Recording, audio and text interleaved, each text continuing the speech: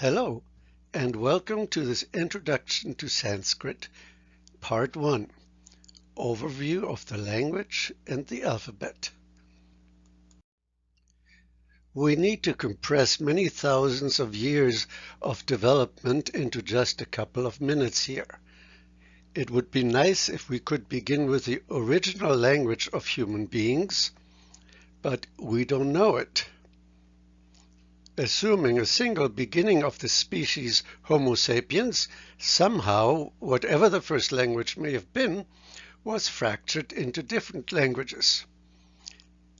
I'll call this division the Tower of Babel, but even if you don't take it literally, the fact is that we are faced with some proto-languages that are incompatible with each other. They gave rise to language families. Proto-Semitic, Proto-Indo-European, Proto-Altaic,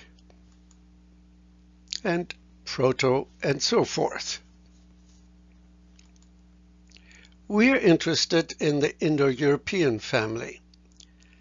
Sometime extremely early in its existence, there occurred a major split of how Indo-European languages would continue to develop. Presumably, two major groups of tribes got separated from each other and each went into different directions. We identify these two groups by the word that they use for 100. We call one division the Kentum group. This group is represented by many West European languages, such as Latin, Greek, and the Germanic languages. The other division is called the Satem group, so named after the Sanskrit word for 100.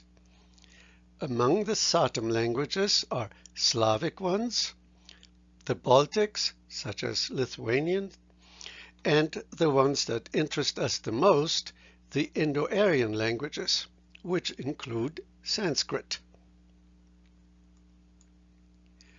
So we can say, in terms of language taxonomy, that Sanskrit is an ancient Indo-European language on the Satem side and a part of the Indo-Aryan cluster.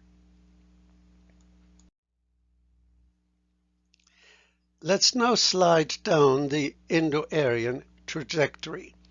Please keep in mind that there are a lot of switches and divisions that I'm just not showing here. As we said, we're on the Satem branch.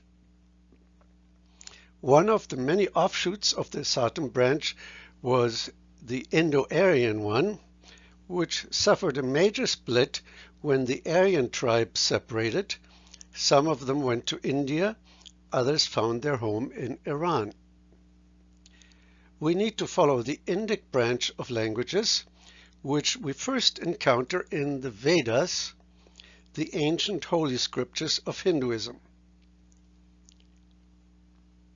It is okay to say that they were written in Sanskrit, but actually the language is a little older than Sanskrit proper.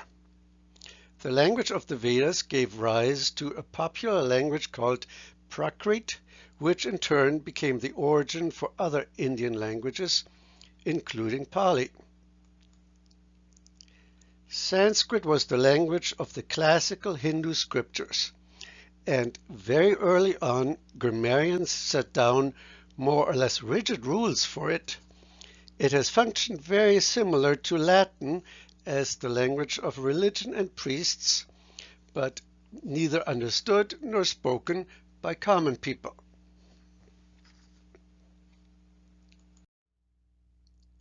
We're now going to take a quick look at the script, that is to say, the system of writing for Sanskrit.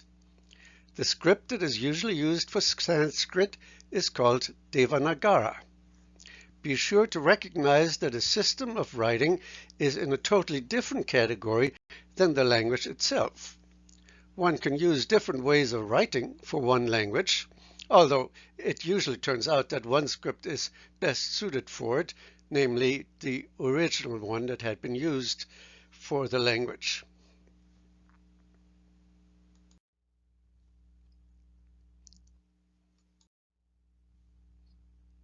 The development of Devanagari writing takes us back to the ancient Semitic languages and their scripts.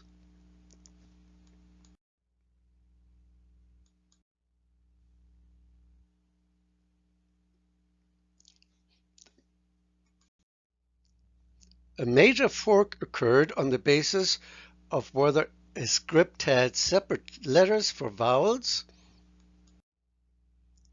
as in ancient Greek, or whether vowels were merely indicated as diacritic marks around the consonants.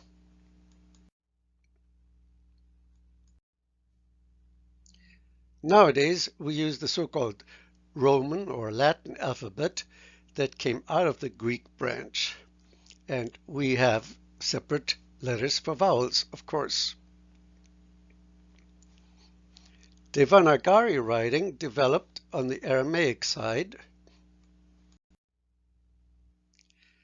by way of a style of writing called Brahmi.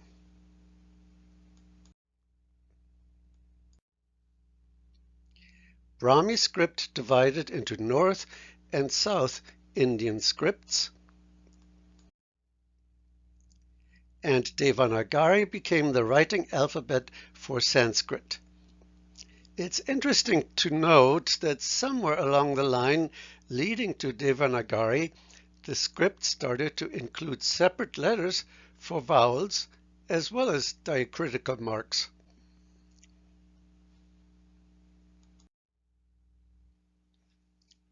The Devanagari script is used in certain variations by more than 1 billion people, which would amount to about 14% of all human beings on this planet.